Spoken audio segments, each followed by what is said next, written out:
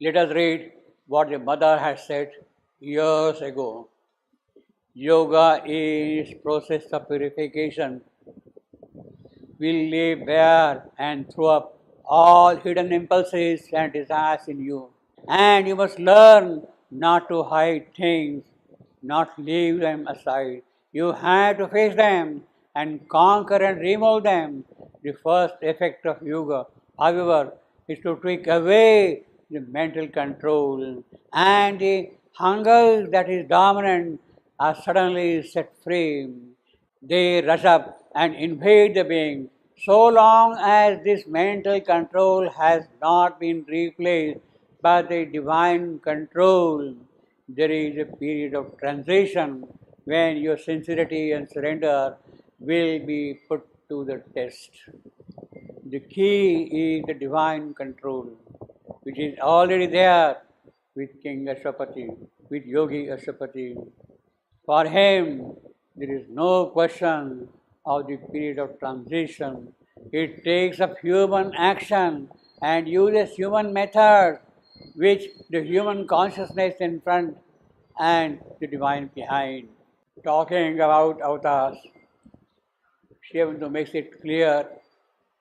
He makes it clear in a letter. He writes, avatars can be married and have children. That is not possible without sex. Obviously, that also applies to a yogi desiring to have a child. But his desiring can be of a different kind. Of an altogether different kind, of a super yogin's tapas will. It cannot be the human lust. It cannot be wolfishly eating into each other's vital. It cannot be into each other's flesh. It has to be the expression of the truth of the Godhead, of the divine karma, the Godhead of divine love. There is an accumulation of energy at the sex center, a great accumulation of energy. And those who have control over these energies, tells the mother, they succeed in mastering them and raising them up, and they place them here at the center of the chest. And here is the center of energies of progress. This is what is called the seat of Agni. But it is the energies of progress, the will to progress, that is here. So the energies concentrated in the sex center are pulled upward and placed here, and they increase considerably so that the sex center becomes absolutely calm, peaceful, immobile. That is already yogic. That is the passion of Shiva for his spouse Parvati. Birth is the first spiritual mystery of the physical universe. Birth itself, how we are born, is the first spiritual mystery of the physical universe. This is what Shiva writes. Yes, birth is the first mystery. Death is the second, which gives its double point of perplexity to the mystery of birth. For life, which should otherwise be a self-evident fact of existence, becomes itself a mystery by virtue of these two we seem to be in beginning and its end, and yet in a thousand ways betray themselves as neither of these things, but rather intermediate stages in an occult process of life. At first sight, birth might seem to be a constant outburst of life in a general death, a persistent circumstance in the universal lifelessness of matter. In another place, Shivandu writes, according to one idea, desire is the creator and sustainer of the desire, capital D, desire is the creator and sustainer of things. Desire and ignorance, by losing desire, one passes beyond ignorance. As by passing beyond ignorance, one sees desire. Then the created world surpasses and the soul enters into the divine reality. Kama or Madana speaks as desire the creator, an outpouring power from the bliss of the divine reality in which abandoning the desire one return Anandam Brahmano Vidvaham, possessing the bliss of the Brahman. Here is Madan's speech in Shivandu's narrative, Love and Death. By me comes very sweet, by me the wise, busy delight, and passionate obedience, and loving his service never stated, and happily, and worshipping soft eyes, and mind husband's hungry arms and use, and wearing of old and voice and ways, joy of her hair, and silent pleasure felt of nearness to one dear familiar shame. Gold luster that lingers and fears fickle. Only with death I wrestle in vain until my passionate Godhead all becomes a doubt. Mortal, I am the light in stars of flowers, the bloom, the nameless fragrance that pervades creation. But behind me, older than me, comes with night and cold tremendous shade. Hard is the way to night and cold tremendous shade. Hard is the way to him, most hard to find, harder to trade for perishable feet, almost impossible. O ignorant fond lover, not with tears shalt thou persuade imitable death. He will not pity all the pangs, not know his story eyes with music to grow kind, not lovely words accept, and how wilt thou wrestle with that famed shadow who cannot save one bloom from fading? His sole thing the God demands from all men, living sacrifice. Nor without this shall any crown be grasped. Not without this sacrifice shall any crown be grasped. This is lyricism of the sweetness and felicity, and not crude lust and passion. This is one of the finest poetic passages in the early writings of Sri Aurobindo. Here are some passages from the writings of Sri Aurobindo. In this overall context, let us read a few things from the writings of Sri Aurobindo. Some of them absolutely the last pieces he wrote in 1949-1950.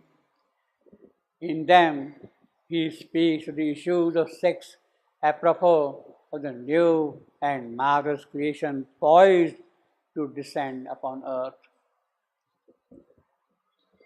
Sex and sexuality and all that sprang from sex and testifies to its existence had to be banned and discarded from the spiritual life. And this, though difficult, is not at all impossible and can be made a cardinal condition for the spiritual seeker.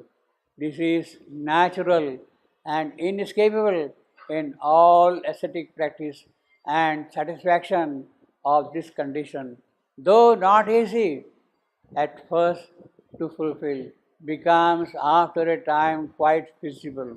The overcoming of the sex instinct and impulse is indeed binding on all who would attain to self-mastery and lead a spiritual life.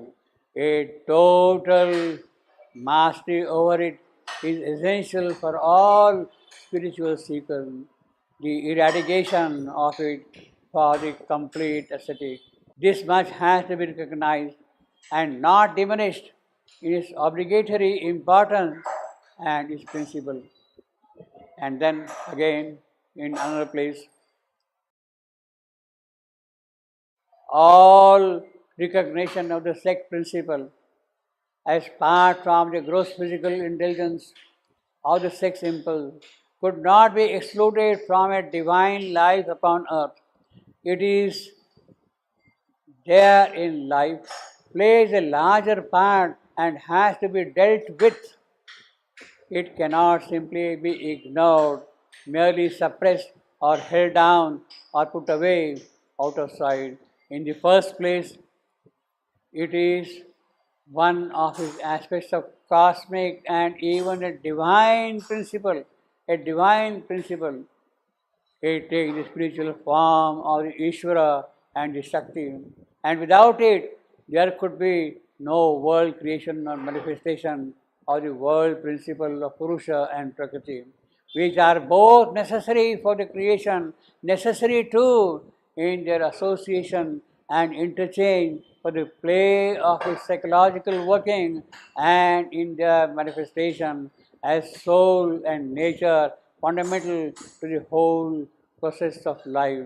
In the divine life itself, an incarnation or at least in some form of true powers for their initiating influence through their embodiment or representatives would be indispensable for making the new creation possible. In its human action on the material and vital level, sex is not altogether an undivine principle. It has its nobler aspects and idealities, and it has to be seen in that way. In what way, to what extent this can be admitted into the new and larger life. All gross animal indulgence of sex desire and impulse would have to be eliminated. It could only continue among those who are not ready for the higher life or not yet ready for a complete spiritual living. In all who aspire to it but could not yet take it up, in its fullness, sex will have to be refined, submitted to the spiritual or psychic impulse, and a control by the higher mind and higher vital, and shed all its lighter, frivolous, or degraded form, and feel the touch of the purity of the ideal. Love would remain all forms of the pure truth of love in higher and higher steps till it realizes its highest nature, widened into universal love, merged into the love of the divine. The love of man and woman would also undergo that elevation and consummation.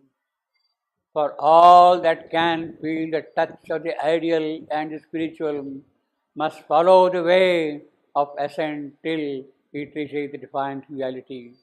The body and its activities must be accepted as part of the divine life and pass under this law. But as in the outer evolutionary transition, what cannot accept the law of the divine life cannot be accepted and must fall away from the ascending nature. There is one problem raised by sex for those who reject it in toto. The obligations imposed by the animality of body and put forward by it as an insistent imposition in the way of the aspiration of a higher life. It is the necessity of the prolongation of the race for which the sex activity is the only means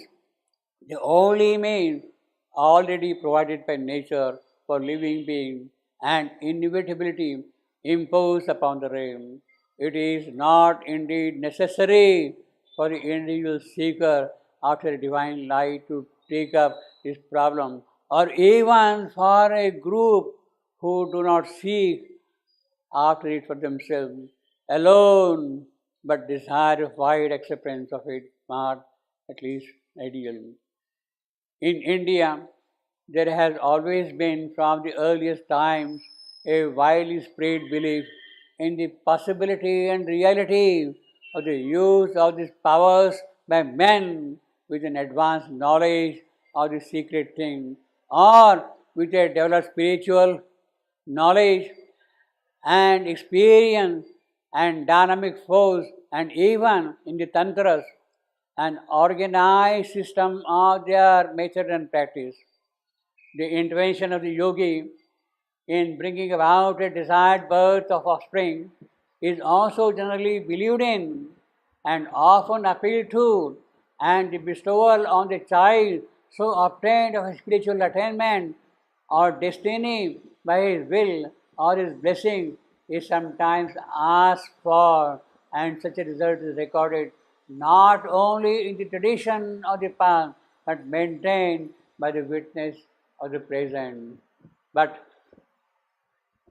there is here still the necessity of a resort to the normal means of procreation, of propagation, and a gross method of physical nature.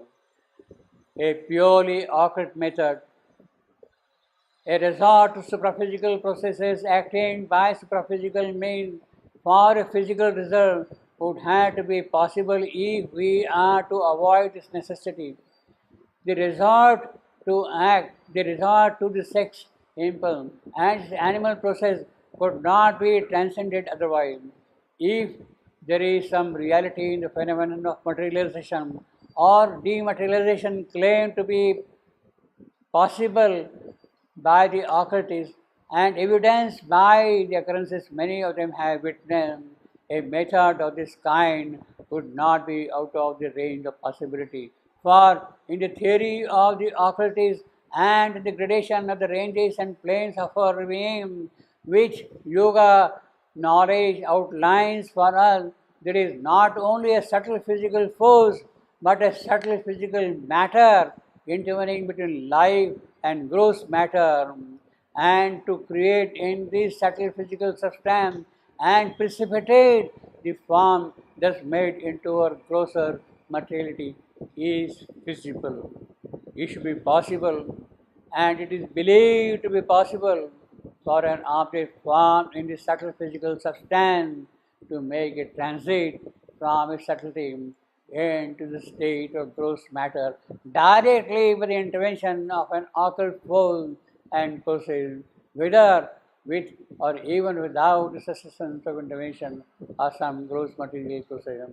A soul wishing to enter into a body or form for itself a body and take part in a divine life upon earth might be assisted to do so, even provided with such a form of this method of direct transmutation without passing through birth by the sex process or undergoing by degradation or any of the heavy limitations in the growth and development of its mind and mental body inevitable to our present way of existence.